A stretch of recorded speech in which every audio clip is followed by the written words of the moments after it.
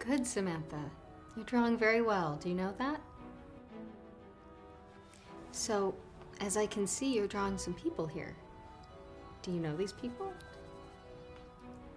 Maybe some are part of your family? Okay, good, Samantha. And where are you on this drawing? Can you show me?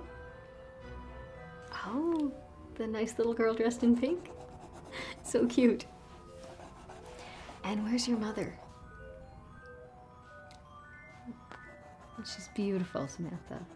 Just like you. And now,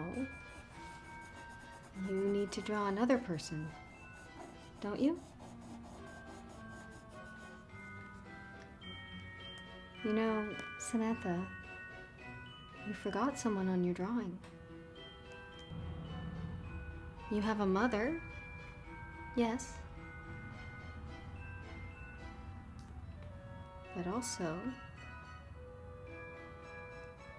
a father. No father.